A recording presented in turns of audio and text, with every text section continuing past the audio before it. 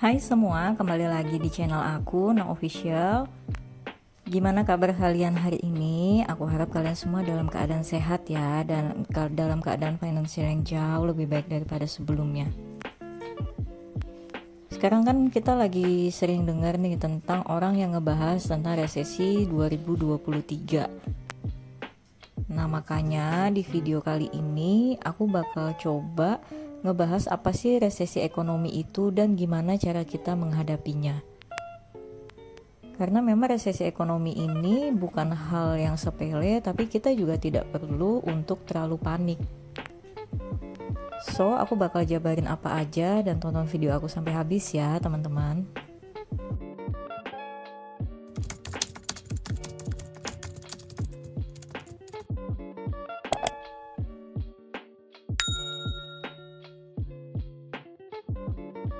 Sekarang itu pokoknya lagi rame banget dibahas tentang resesi ekonomi 2023 ini, entah di YouTube, entah di TikTok, entah di media-media online lainnya.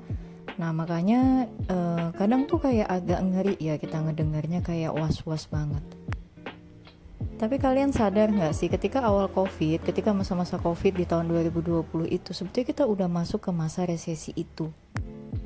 Tapi mungkin di sini akan menjadi semakin memuncak karena memang suku bunga yang semakin tinggi sudah ditetapkan oleh bank-bank dunia. Makanya kemungkinan kita bakal menghadapi resesi 2023.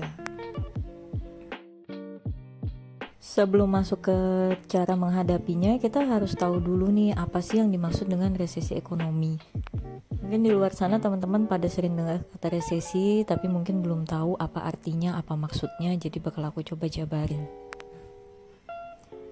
Jadi resesi ekonomi adalah suatu penurunan aktivitas ekonomi dalam suatu negara yang sangat signifikan dan dalam waktu yang stagnan dan juga cukup lama.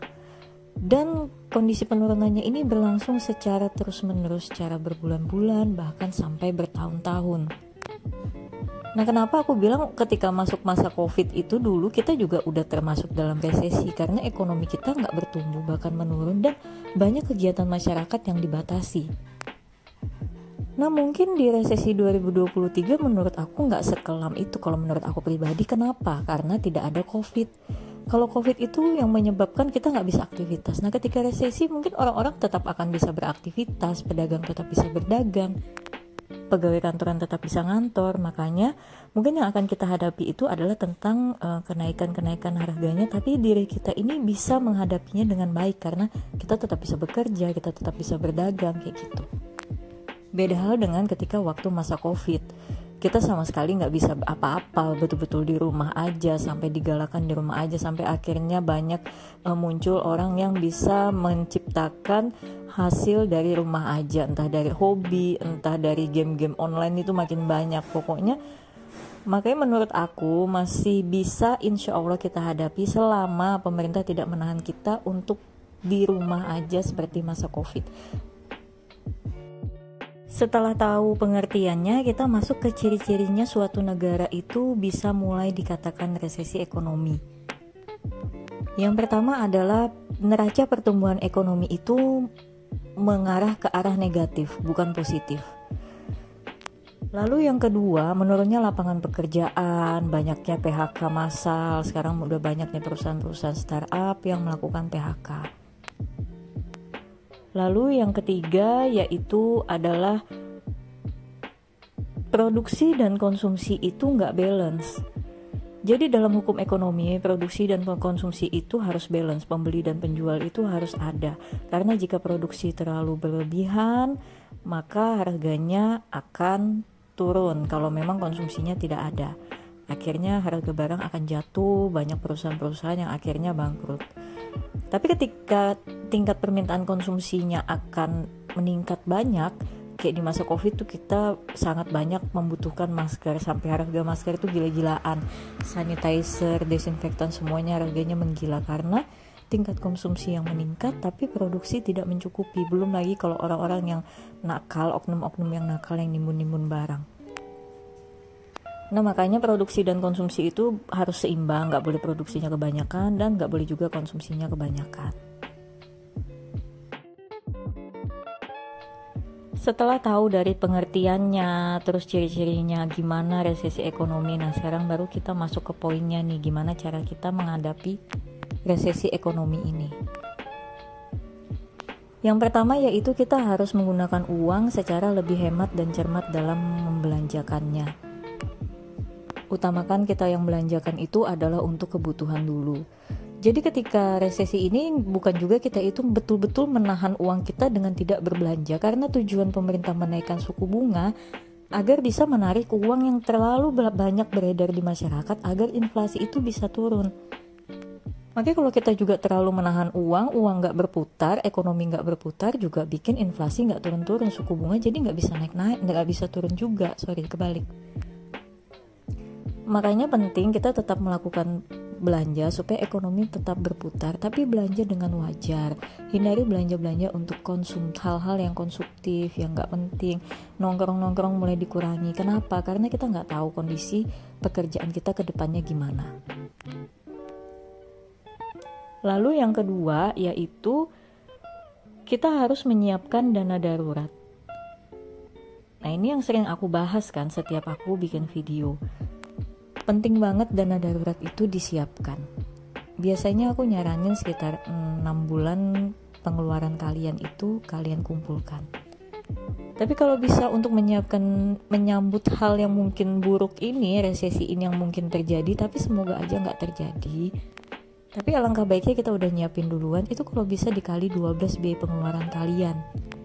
Karena kita nggak tahu sampai kapan resesi ini bisa berlanjut. Banyak yang bilang bakal berlanjut lama, bahkan yang bilang lebih kelam daripada Krismon tahun 98. Tapi semoga aja enggak.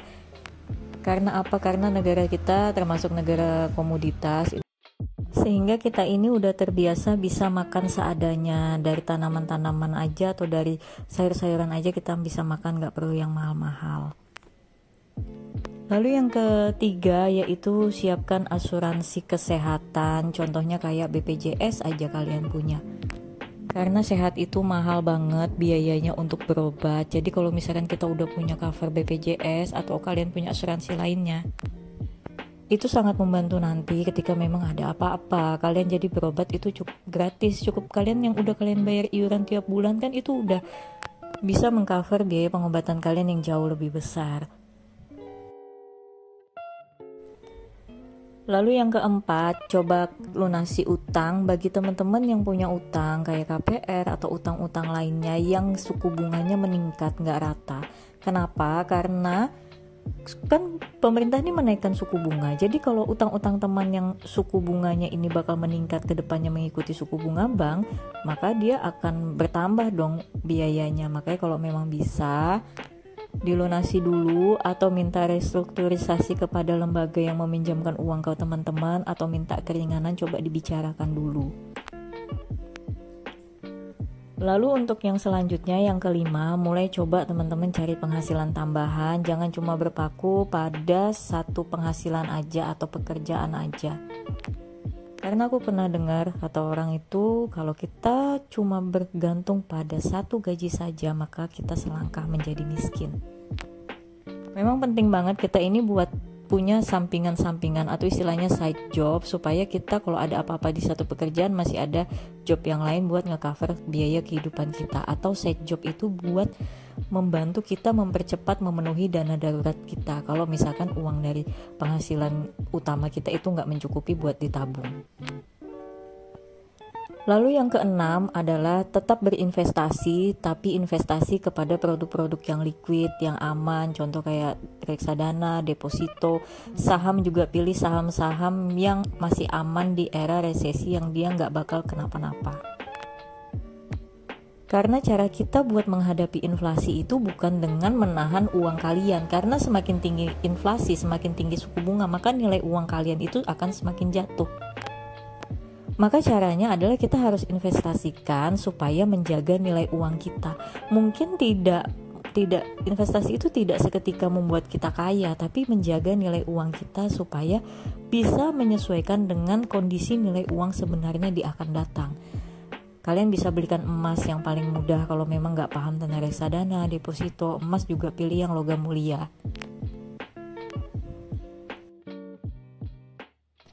Nah, ini dia 6 hal yang bisa kita lakukan untuk menghadapi resesi ekonomi ini. Mungkin dia kedengarannya agak mengerikan, tapi teman-teman tenang aja, jangan panik, tapi jangan juga menyepelekan resesi ini. Pada intinya kita mempersiapkan diri dengan baik. Teman-teman yang udah biasa ngebudget, udah terkontrol pengeluarannya, bersyukur banget. Karena ketika nanti harus berhemat itu kalian udah gak kaget dan kalian udah punya dana darurat persiapan yang jauh lebih dulu daripada teman-teman mungkin yang belum memulai. Makanya teman-teman yuk mulai budgeting, yuk mulai pentingin dana darurat, dihilangin dulu sinking fund yang gak penting-penting kayak untuk liburan, beli handphone, atau jalan-jalan, atau apapun itu, lebih utamakan untuk dana darurat dulu. Karena bersyukur banget untuk masa resesi tahun depan yang mungkin akan datang, tapi tetap kita berdoa semoga aja nggak terjadi. Udah banyak yang ngebahas dari jauh-jauh hari sehingga kita bisa lebih aware daripada ketika COVID kemarin itu betul-betul mendadak, jadi banyak orang yang tanpa persiapan. Akhirnya jadi panik buying, panik selling, pokoknya semuanya itu jadi nggak terkontrol. Nah kalau ini dengan banyaknya orang-orang yang memberikan informasi, insya Allah kita semua bakal lebih siap menghadapinya. Pada intinya jangan panik, tapi jangan nyepelein ya teman-teman. Mungkin video aku sampai di sini dulu. Makasih yang udah nonton sampai habis.